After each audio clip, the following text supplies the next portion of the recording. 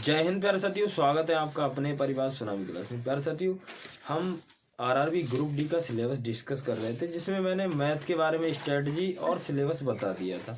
उसके बाद में दूसरा वीडियो है आरआरबी ग्रुप डी के सिलेबस को लेकर। रीजनिंग का सिलेबस है भाई। स्ट्रेटजी मतलब एक एक की 30 में 30 हम कैसे ला सकते हैं, बिल्कुल बेसिक टू हाई लेवल तक चलेंगे कि कहाँ से पढ़ना है, किस लेवल तक जाएं, तब 30 में 30 आएंगे। और बाकी हम कि कितने दिन में हम रीजनिंग को कवर कर सकते हैं। देखो, हो सकता है कि इसमें आपको चैप्टर थोड़े अटपटे से लगे, जैसे जंबलिंग हो गया, डी सफिशिएंसी हो गया, सिमिलरिटी डिफरेंस हो गया और क्लासिफिकेशन, ये तो आपने पढ़ाई होगा, वर्गीकरण, और स्टेटमेंट और आर्गुमेंट एजप्शन हो गया। एक क्या होता है कि ये चैप्टर हमें ना पढ़ने को मिलते हैं, एसएससी वगैरह में नहीं पढ़ने को मिलते हैं। बट रेलवे में क्या होता है, जैसे पजल्स टाइप के क्वेश्चन आपसे ज़्यादा पूछे जाते हैं, टाइम टेकिंग क्वेश्चन, तो वहाँ से आपके लिए टाइम टेकिंग होंगे, तो वहाँ से क्या करना कि किस तरह से हम बना सकते हैं, तो बिल्कुल डिटेल में मैं बात करूँगा। पहले सिलेबस जान लेते हैं, उसके बाद स्ट्रेटजी जान लेंगे। देखो 17 चैप्टर हैं फिलहाल, वैसे अलग अलग किए जाएंगे तो 18, 19, 20 के आसपास चैप्टर बैठेंगे, बट ये 19 पार्ट में मैंने डिवाइड कर दिया है आपके लिए। और कवर कैसे कर, देखो सबसे पहला है एनालॉजी, उसके बाद है कोडिंग डिकोडिंग, तीसरा है ब्लड रिलेशन, चौथा है जंबलिंग, पांचवा है डीआई सफिशिएंसी। सिलेबस नोट कर लेना, उसके बाद में क्लासेस अटेंड कर लेना, ठीक है। उसके बाद छठा है हमारा सिमिलरिटी डिफरेंस, सातवां है क्लासिफिकेशन, आठवां है स्टेटमेंट आर्गुमेंट और अजप्शन।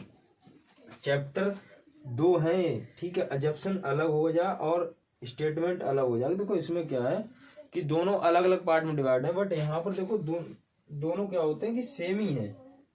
कोई स्टेटमेंट दे रखा होगा, वहां पर नीचे कंक्लूजन दे रखा होगा, तो इस तरह से होंगे, ठीक है। फिर उसके बाद नमा हो गया हमारा अल्फाबेटिकल सीरीज, इसे तो आपने बखूबी पढ़ा होगा एसएससी वगैरह की जब। मैथमेटिकल ऑपरेशन, बोर्ड मास का नियम का पालन करना है, बस बात खत्म।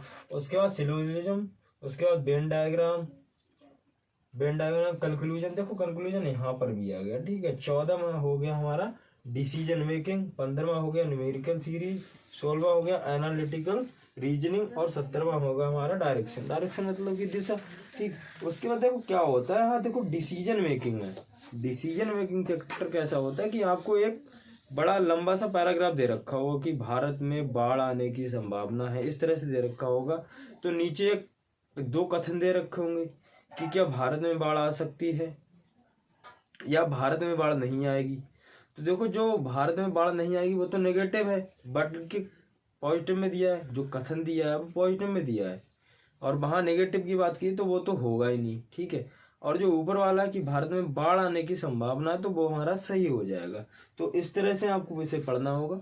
मैं स्ट्रेटजी बिल्कुल बता दे रहा हूँ किस तरह से कवर करना है आपके लिए, और बाकी आप कहाँ से पढ़ेंगे वो आप खुद जरिए देख लेंगे, मैं भी बता दूंगा आपको। देखो इसमें क्या है, देखो रीजनिंग में 17 चैप्टर है। मैं अगर अपनी स्ट्रेटजी बताऊं कि आपको 30 से 40 दिन में सिलेबस आपको कवर कर लेना चाहिए।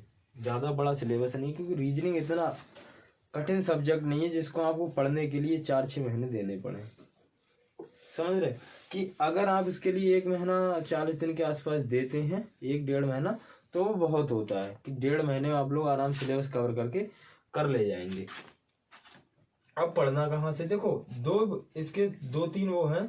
एक तो आप कहीं यूट्यूब से पढ़ लो, दूसरा आप पेड कोर्सेज ले लो कोई, और तीसरा आप कहीं ऑफलाइन या ऑनलाइन कोचिंग ले लो, ठीक है।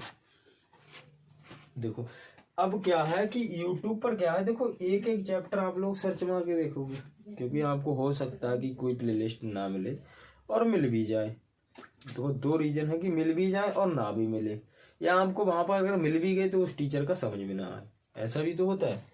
अब पेड कोर्स की बात करूं, अगर आपके पास बजट है, मैं कोई प्रमोशन नहीं कर रहा हूं, पहले बता रहा हूं, अगर आपके पास बजट है तो आप लोग कोई बैच, जो टीचर आपको अच्छे लगते हो, ऐसा नहीं, और कॉम्बो लेना। कॉम्बो मतलब कि ऐसा कि जो पूरे उसकी सिलेबस की, उसमें जैसे मैथ हो गया, मैथ भी मिल जाएगा आपको।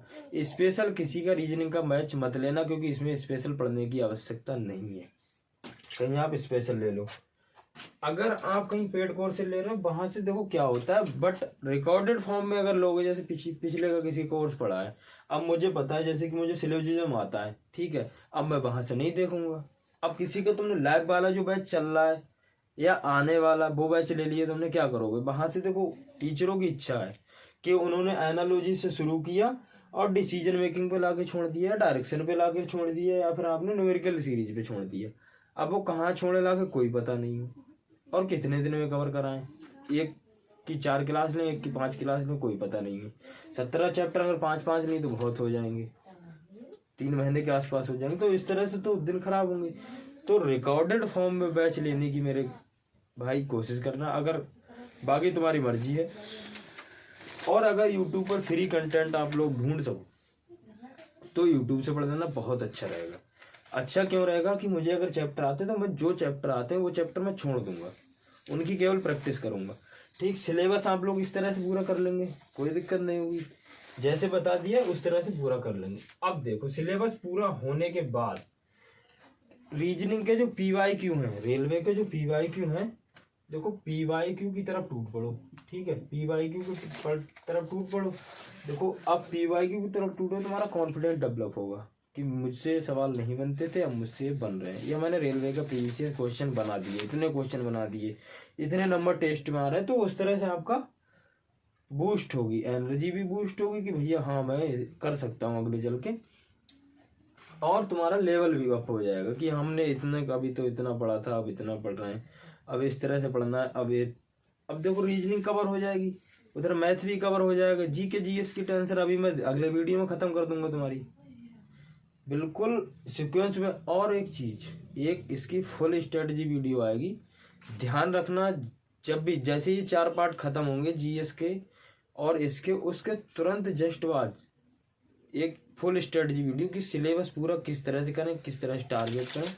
चैनल को सब्सक्राइब करना, बिल्कुल जेन्युइन जानकारी मिलती है यहाँ पर, कोई फालतू वगैरह वगैरह जानकारी नहीं मिलती है। तो बने रहिएगा। बाकी आप लोग देखो जिस तरह से मैंने बताया उस तरह से आप लोग बिल्कुल पूरा करिएगा। बाकी मिलते हैं हम अगले वीडियो में। जय हिंद, जय भारत, जय मां सरस्वती।